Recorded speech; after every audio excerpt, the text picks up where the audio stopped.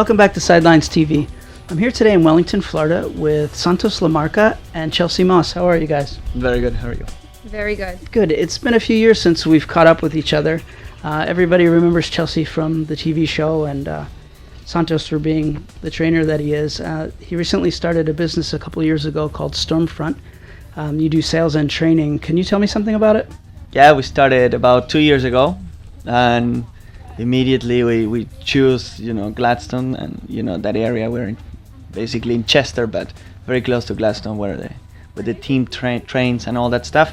And we have to say we love it. It's going really well. So Gladstone is in New Jersey. It's like the hub of everything in the summer season, just like Wellington is down here in the winter. Has it been a challenge for you developing a clientele with so much competition in that area?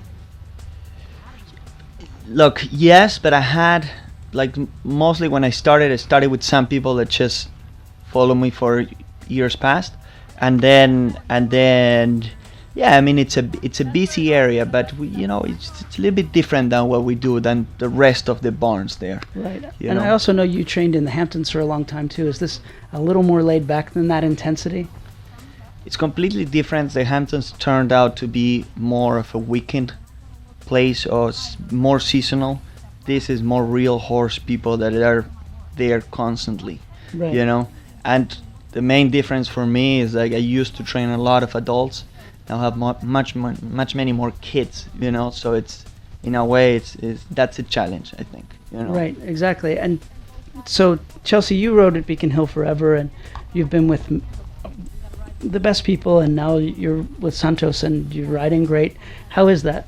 It's a little bit harder because, not that I don't want to please him, but it's easier when someone can kind of keep you disciplined, and it's easier to be motivated that way. But I do think at the same time, now that we're a team and it's for the business, it's a different type of motivation for me. So, I mean, it's been fun. I've learned a lot of other stuff outside mostly training discipline, which has been great, and I'm just here to further my knowledge. I might go to France this summer for a month, which is good because I have the freedom to do that because I know I can rely on him to take care of everything at home. So that's great. Where would you guys be going in France?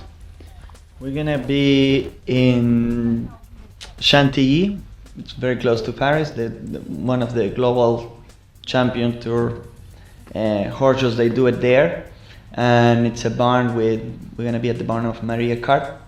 Oh, I love Marie. Marie's you guys know Marie Hecart. She's an awesome French rider. She comes from show jumping bloodstock, so I guess that makes sense. Yeah. She's really, and she had a great season here. We're very good friends, and so it's, we try to do stuff together. That's really good, and I also think it's cool for you, Chelsea, because most people never even get to ride at the level that you ride. Yeah, but very lucky. They're going to wind up doing all these other things that you're learning now. They do that first. So is there any encouragement you have for people that are going to college maybe for equestrian studies? Oh, yes, being at Beacon Hill, I learned a lot about competing and, being a competitor, and, it helped me a lot learn how to deal with myself in the ring. But as far as all the other, parts outside of the ring, like getting your hands dirty and being with the horses and what they eat and what medications they get, and as far as that kind of stuff, I didn't know anything. So being at Stormfront has been super helpful in terms of expanding my knowledge and just trying to be a better horsewoman. That's great to hear that too. And Santos, do you have any vision for the future? Well, yeah. No vision, there is no hope. That's right. That is. Yeah, the vision right now. We are. I started to really get more sell horses myself, and that's been really going well. It's something. It's a little bit new to me. Okay. Getting more involved in the part of dealing and all that stuff. It's been good, and then much more involved in training. Not as much riding that I used to do with Freddie and all that stuff in Sackfund, but much more training, and it's I enjoy it. Are you sourcing horses from one place or all over the world? A little bit all over the world. I have my own breeding program in Argentina, but I also bring from Europe, you know, together with Chelsea and stuff like that, and it's, you know, it's going good. I have a quick question that you mentioned in Argentina. You have a program. How did you escape Argentina without being a polo player? I had, you know, I love it. But my daddy was very, you know, either you do this or you do polo. But he never really liked polo. He had a couple of friends that got in accidents, and he was always rejected. You know, that makes so sense. I never got to do it. You know, but And it's how would something you I enjoy describe watching. like the show jumping scene then? Because I think that we only have a perception of Argentines stick and balling every minute they wake up. And how is the show jumping scene there?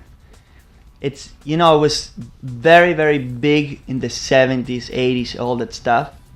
It was big, and you know, it has started to get a bit smaller, you know. So some people started, you know, emigrating to either here or Europe a little bit, and you know, trying to make a career more, you know, outside of Argentina. I actually think you were like at the head of the curve, because now, really, there are so many more Argentines show jumping than there were even a few years ago. I came like 13 years ago, and I was with Freddy, I was Federico, Ramiro, and you know, Max Amaya, a couple more, you know, but they weren't, you know, I think many more people are coming now, especially in the, you know, the season when they have that FEI, you know, for the kids, Right. the Nation Cups. I mean, a lot of trainers are coming over.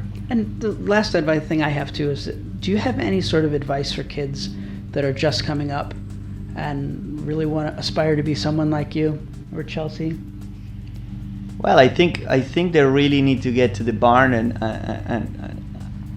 at the end you really have to start from the bottom. You know, you really need to start like we all did. You know, I started, you know, grooming a little bit, working, you know, doing whatever I could, and then, you know, once you get your rights, you're lucky. You really appreciate when you get to ride. You know, Yeah. It makes you push a little bit more, and I think, you know, hours in the barn, it's what makes it better. Well, continued success to both of you. Thanks a lot. And thanks for taking the time. For Sidelines TV, I'm Rob Jordan.